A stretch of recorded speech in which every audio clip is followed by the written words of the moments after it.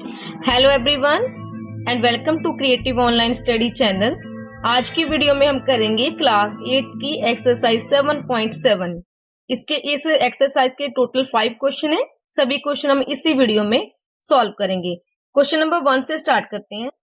Now first question है हमारा, the value of a machine depreciate at the rate of 10% annum. अब यहाँ पर डेप्रिशिएट है, डेप्रिशिएट का मतलब होता है कम होना, ठीक है। एक मशीन की जो वैल्यू थी, मतलब उसका प्राइस जो था, ठीक है, डेप्रिशिएट हो गया, मतलब कम हो गया। कितना? 10%, 10% कम हो चुका है।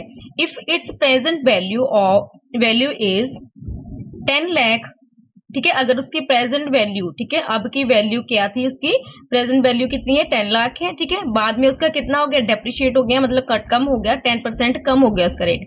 What will be it's value after 2 year, तो 2 साल के बाद उसकी वैल्यू कितनी रह जाएगी। ऑल्सो फाइंड द डेप्रिशिएशन, कितना कम हुआ है ये भी हमने पता करना है, डेप्रिशिएशन कितना हुआ है, ठीक है। जैसे कि मान लो यहाँ पर हमने एक मशीन खरीद ली, ठीक है, उसका 10 लाख की खरीद ली।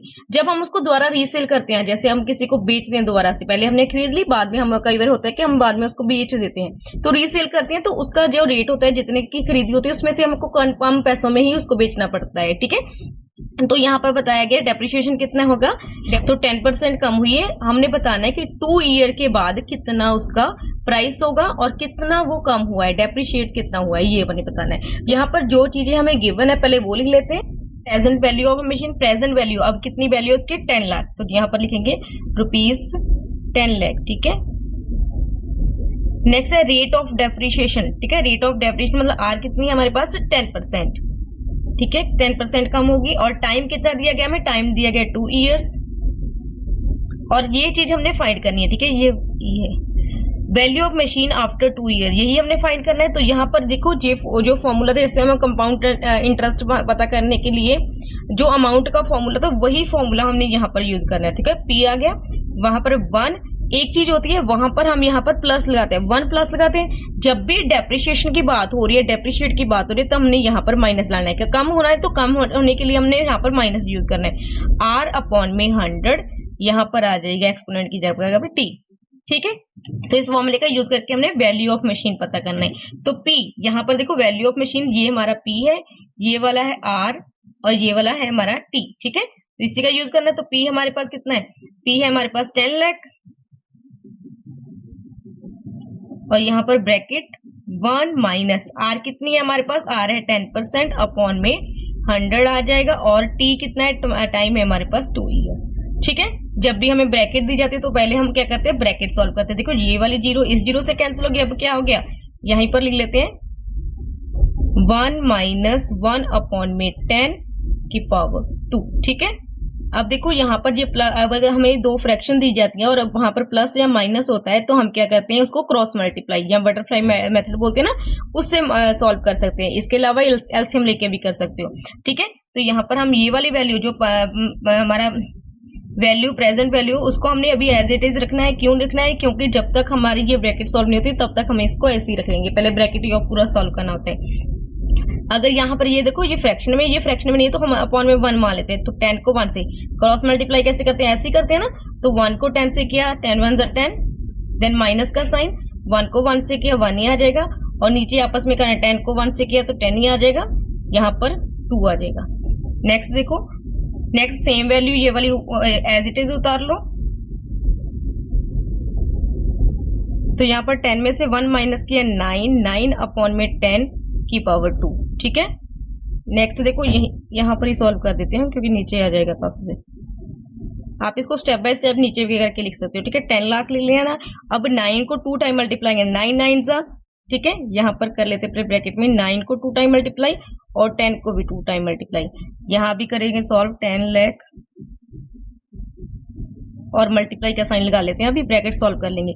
9 9 जार 81 अपॉन में 10 10 जार 100।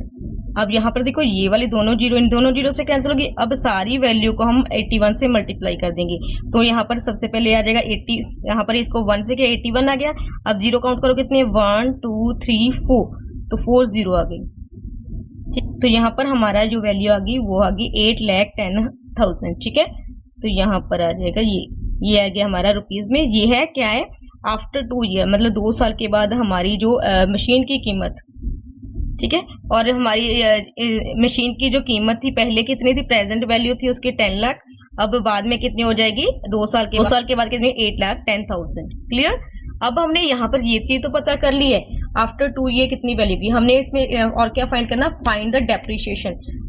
तो डेप्रिसिएशन हम कैसे पता करेंगे, प्रेजेंट वैल्यू में से हम ये वाली वैल्यू जी 2 साल की बाद की वाली वैल्यू माइनस कर देंगे। क्या करेंगे, प्रेजेंट वैल्यू में से वैल्यू आफ्टर 2 ईयर माइनस कर देंगे। तो प्रेजेंट वैल्यू थी 10 लाख, माइनस कर देंगे 80, यहाँ पर 8,10,000। ठीक है, तो इसको अगर हम माइनस कर देंगे, अगर हम ये दोनों क्या है रुपीज में है तो ये रुपीज का साइन भी लिखते हैं, इन दोनों में से अगर ये माइनस हो गया तो हमारा लास्ट में आंसर आता है, तो लास्ट में हमारा आंसर आता है 1,90,000। ठीक है, ये वाला आंसर है। डेप्रिशिएट मतलब 2 साल के बाद इतने पैसे क्या है कम मिलेंगे। क्लियर। तो यहाँ पर आप जो जो चीजें मिली हैं आप उसको भी ऐसे भी लिख सकते हो। बाद में आप इस तरीके से value of machine after 2 year 8,10,000 आ जाएगा, डेप्रिशिएशन क्या है 1,90,000। ठीक है, तो इस तरीके से जो जो चीजें पूछी हैं वो आप बॉक्स में बनाकर आंसर भी लेते हैं। अगर आप यहाँ तक लिखोगे ये भी हमारा सही है। ठीक है, तो यहाँ पर हमारा फर्स्ट क्वेश्चन कंप्लीट होता है। नेक्स्ट करते हैं।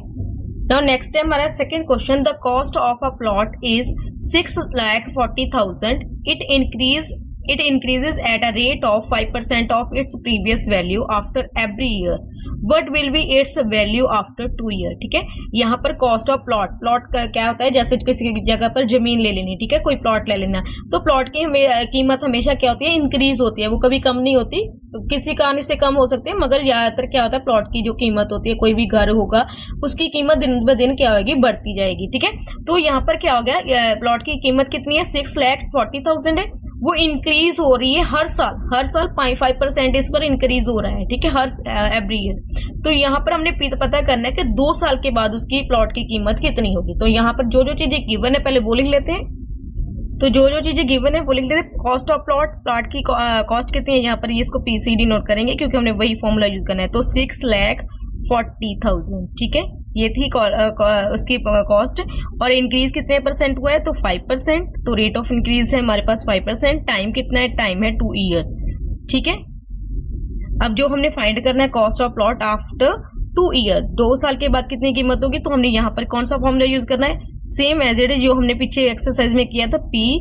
यहाँ पर देखो एक चीज में आपने फर्क देखना है कि यहाँ पर अगर डेप्रिशिएशन होता है तो हमने यहाँ पर माइनस करना है, अगर कुछ इंक्रीज होती है ऐड होना तो यहाँ पर प्लस आ जाएगा, 1 + R/100, और यहाँ पर आ जाएगा टाइम, और P हमारे पास क्या है 6,40,000।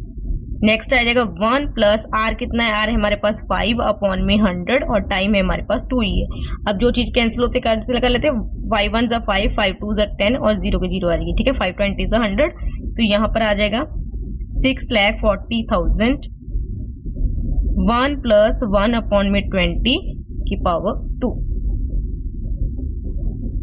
नेक्स्ट 6,40,000 एज इट इज, यहाँ पर इसको भी क्रॉस मल्टीप्लाई करेंगे। अगर इसके नीचे कुछ नहीं है, ये फ्रैक्शन में, ये फ्रैक्शन में नहीं है, तो हम इसके नीचे 1 खुद लिख लेंगे। 1 को 20 से किया 21 = 20, और प्लस का साइन आ जाएगा। 1 को 1 से किया 1 ही आ जाएगा। नीचे वाली वैल्यू को आपस में मल्टीप्लाई करना है, 20 को 1 से किया 20। नेक्स्ट अभी क्या करते हैं, 6,40,000 एज इट इज उतारेंगे। अब यहाँ पर टाइम जरूर लिखना है। 20 में 1 प्लस किया कितना आ गया, 21। ठीक है, यहीं पर ब्रैकेट में लिख दें 21/20, और पावर 2 है। अब हम इसको क्या करेंगे, अब हम इसको 6,40,000, क्योंकि बाहर वाली वैल्यू हमने उतना देर तक हमने इसका यूज नहीं करना जब तक हमारा ब्रैकेट पूरा ऑफ नहीं हो जाता। ठीक है, अब यहाँ पर इसको हम ऑफ कर लेते हैं, मल्टीप्लाई आ जाएगा। 21 को अगर हम 21 से मल्टीप्लाई करते हैं तो हमारे पास आता है, अप्लाई करते हैं तो 441 आता है। तो यहाँ पर हम लिखेंगे 441, और 20 को 20 से मल्टीप्लाई किया तो हमारा आता है 2 2 = 4 0। ठीक है, तो 400 यहाँ पर ये आ गया। देखो ये वाली दोनों जीरो इस दोनों जीरो से कैंसिल किया, और 4 के टेबल में हमने इसको काटना है। कितना है ये, अब यहाँ पर अगर कॉम में ना लगाओ। ठीक ठीक है, मैंने कॉमा हटा दिया ताकि आपको पता लगे 64। देखो 64 4 के टेबल में कहाँ पर आएगा, तो हमें पता है 16 4 जा कितना होता है 64, ठीक है, 4 1 जा 4 4 16 जा होता है 64 और ये दोनों जीरो आ जाएंगे। अगर आपको ऐसे नहीं पता चलता तो आप यहाँ पर देखो हमारे पास 6400 रहता है, 6400 को 4 से डिवाइड करो तो 4 1 जा 4, ठीक है, 4 में से 6 में से 4 माइनस किया 2 आ गया, यहाँ पर आ गया 4 और यहाँ पर आ जाएगा 4 6 24, देन 0 की 0 2 जीरो आ जाएंगे, तो 1600 पे कैंसिल होता है। नेक्स्ट हम करेंगे 1600 को मल्टीप्लाई करेंगे 441 पर, तो 1600 को अगर 441 से मल्टीप्लाई करते हैं तो हमारे पास आता है 7,05,600, ठीक है, तो यहाँ पर ये वाला आंसर है, ठीक है। ये हमारा क्या है, आफ्टर 2 ईयर जो क्या है प्लॉट की वैल्यू होगी। हमें सिर्फ यहाँ पर सिर्फ वैल्यू बतानी थी, वो हमने यहाँ पर लिख दी। तो आफ्टर 2 ईयर्स जो प्लॉट की वैल्यू कितनी होगी 7,05,600। अगर आपको इसको काउंट नहीं करना था कि कैसे आप इसको वर्ड्स में बोलोगे तो आप यहाँ से काउंट कर लो, ठीक है। 1 10 100 1000 10,000 लाख, तो इट मीन 7 लाख हो गए। और यहाँ पर ये वाला कुछ है ही नहीं जीरो, तो यहाँ पर ये 1000 पे आता है तो 1000 आएगा, 5,600 इस तरीके से आ जाएगा। तो हमारा यहाँ पर सेकंड जो क्वेश्चन है वो पूरा कंप्लीट होता है। नेक्स्ट करते हैं क्वेश्चन नंबर 3। नेक्स्ट है हमारा question number 3। A person purchased a second hand bike for ₹16,000 if its rate depreciation at 5% per year, what will be its value after 2 year? एक पर्सन है, उसने बाइक को परचेज किया है, बाइक को खरीदा है, सेकेंड हैंड बाइक को खरीदा है 16,000 पर, ठीक है। अगर उसका रेट ऑफ डेप्रिसिएशन मतलब हर साल वो कितनी कम होती है 5% कम हो जाता है, उसमें से इसका क्या आ जाएगा 5% कम हो जाएगा हर साल। What will be it's value after 2 year, 2 साल के बाद वो बाइक कितने की होगी, ठीक है, ये हमने बताना है। तो यहाँ पर आपको सेकंड हैंड यहाँ पर ये नहीं ढूंढना कि कैसे करना है, आपको ये मानना है कि एक व्यक्ति ने बाइक खरीदी है, वो इतने की खरीदी है, चाहे वो सेकंड हैंड खरीदी जितनी मर्जी की हो, आगे हमने कम करना है। तो जो चीजें गिवन है पहले लिखते हैं। Cost of second hand bike की कॉस्ट कितनी है ₹16,000, ठीक है। आपने ये सेकंड हैंड देखकर ये नहीं सोचना कि हमने अभी क्या करना है, हमने नॉर्मल जैसे हम यूज करते हैं फॉर्मूला वैसे करते हैं। रेट ऑफ डेप्रिसिएशन कितना है, यहाँ पर आर लिख देंगे, आर कितना है हमारे पास 5%, और टाइम को टी से डिनोट करेंगे, टाइम है हमारे पास 2 ईयर, ठीक है। अभी हमने क्या पता करना है, वैल्यू आफ्टर 2 ईयर, 2 साल के बाद बाइक की कितनी कीमत होगी, तो यही फॉर्मूला यूज करेंगे P1 माइनस, अब डेप्रिसिएशन की बात होती है जहां पर आ जाएगा माइनस R अपॉन में 100, और यहाँ पर आ जाएगा टाइम। अभी यहाँ पर हम इसकी वैल्यू पुट करेंगे तो हमारे पास आ जाएगा 16,000, यहाँ पर 1 माइनस R है हमारे पास 5 अपॉन में 100, और टाइम कितना है, टाइम है 2 ईयर। नेक्स्ट लिखेंगे 16,000 1 माइनस, यहाँ पर आ जाएगा, देखो कैंसिल हो सकते तो कैंसिल करते हैं, 5 1 जा 5 5 20 जा 100, तो यहाँ पर आ जाएगा 1 अपॉन में 20 की आ जाएगी पावर, यहाँ पर टाइम लिख देंगे 2, ठीक है। अब यहाँ पर हम इसको क्रॉस मल्टीप्लाई करेंगे, तो क्रॉस मल्टीप्लाई कैसे करेंगे, यहाँ पर अपॉन में 1, 20 को 1 से किया 21 जा 20, माइनस का साइन 1 का 1 ही आ जाएगा, 1 को मल्टीप्लाई 1 ही आ जाएगा, और 20 को 1 से किया तो 20 आ जाएगा, टाइम 2 ये आ जाएगा। 16,000 20 में से 1 माइनस किया 19 अपॉन में 20 की पावर 2। नेक्स्ट करेंगे 16,000 यहाँ पर अभी मल्टीप्लाई का साइन लगाते हैं, 19 को अगर 2 टाइम मल्टीप्लाई करेंगे, 19 को 19 से किया तो हमारे पास आता है 361, तो यहाँ पर लिखेंगे 361, क्योंकि पावर 2 है ना, इसका एक्सपोनेंट 2 है तो इसको 2 टाइम मल्टीप्लाई, 20 को भी 2 टाइम मल्टीप्लाई, 22 को 2 टाइम मल्टीप्लाई किया तो 400 आ जाएगा। ये दोनों जीरो इन दोनों जीरो से कैंसिल हो जाएगी। अब ये देखो 4 1 जा 4 4 4 जा 16, अभी जहां पर 0 1 रहती है तो इसको भी काट देंगे और 0 ऊपर लिख देंगे। अब 40 को 361 से मल्टीप्लाई करना है, तो अब 40 को 361 से अगर मल्टीप्लाई करते हैं तो हमारे पास आता है 14,440, तो ये हमारा पैसे रुपीज में है, तो रुपीज में 2 साल के बाद बाइक की कीमत कितनी होगी 14,440 रुपीज, तो ये हमारा आंसर है। नेक्स्ट है question number 4। The cost of LED TV was ₹16,000 during 2018. In next year 2019, the price was hiked by 5%. In next year, the cost was reduced by 4%. What is the cost of LED TV in 2020?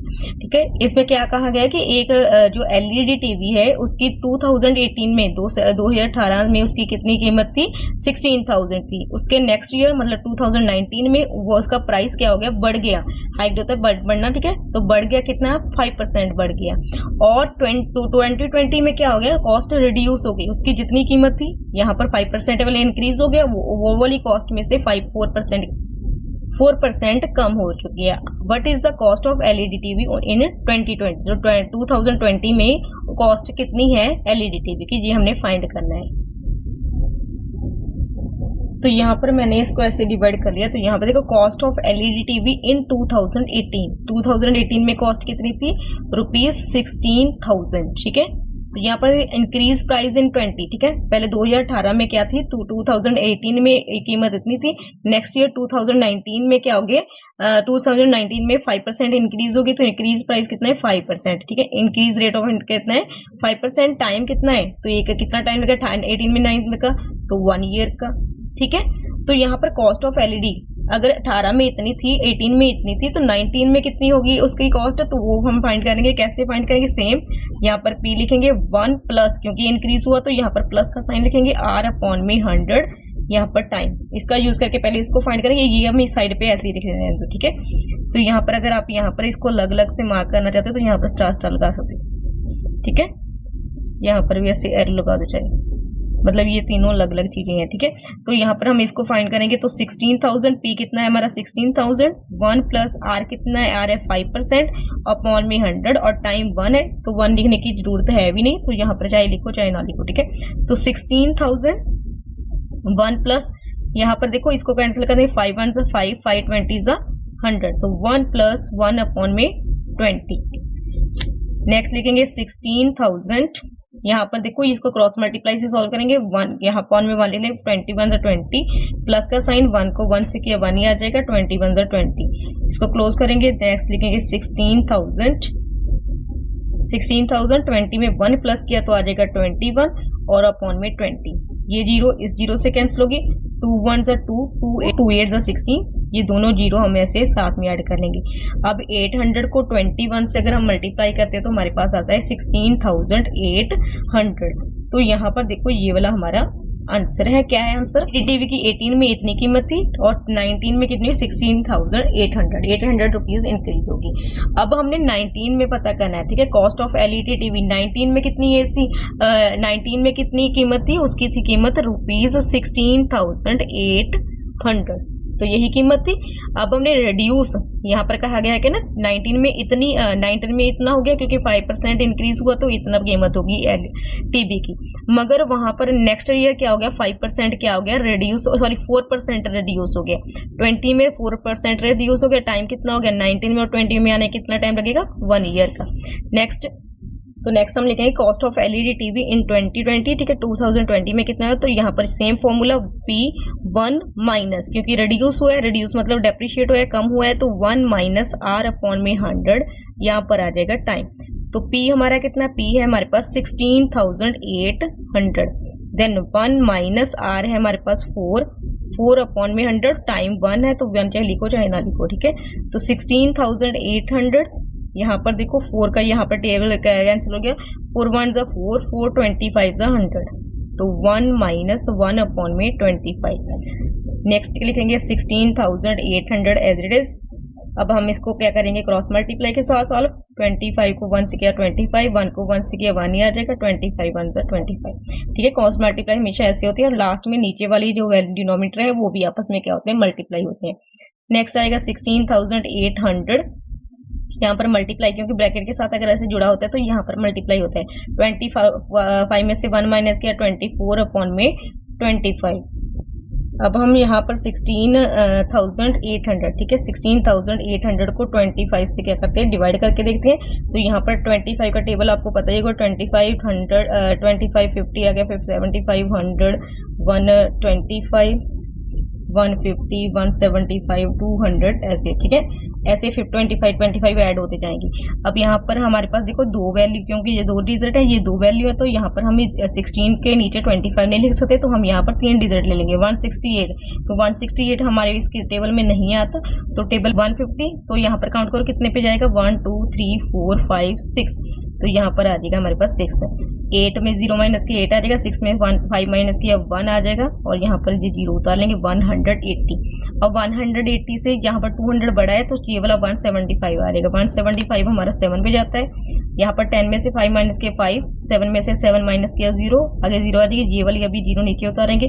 50 हमारा जाता है 2 पर, तो यहाँ पर आ जाएगा 50। तो ये वाला तुम्हारा टोटल किस पे कैंसिल होता है, 25 वन 25 को 1 से किया, और यहाँ पर आ जाएगा 672। 672 को अगर हम 224 से मल्टीप्लाई करते हैं तो हमारे पास आता है, तो यहाँ पर हमारा आता है 16,128। तो यहाँ पर ये वाली रुपीज है, यही हमारा क्या है, आंसर है। लास्ट में आप यहाँ पर मेंशन भी कर सकते हो, ठीक है। लास्ट में आप इस तरीके से बॉक्स में मेंशन कर सकते हैं 16,128 क्या है, 2020 में इसकी कीमत है, ठीक है। यहाँ पर हमने सिर्फ यही चीज फाइंड करनी थी कि क्या कॉस्ट होगी, ठीक है। यहाँ पर हमारा आंसर है। इसको मैंने यहाँ पर डिवाइड करके इसलिए कर दिया ताकि आपका सारा एक ही पेज पर आपको मेंशन हो सके। अगर आप चाहो ये सारा पोर्शन आप इसके नीचे भी मेंशन कर सकते हो, क्लियर। तो यहाँ पर हमारा क्वेश्चन नंबर 4 कंप्लीट होता है। नेक्स्ट करते हैं। नेक्स्ट है question number 5। Population of town is 1,50,000, ठीक है।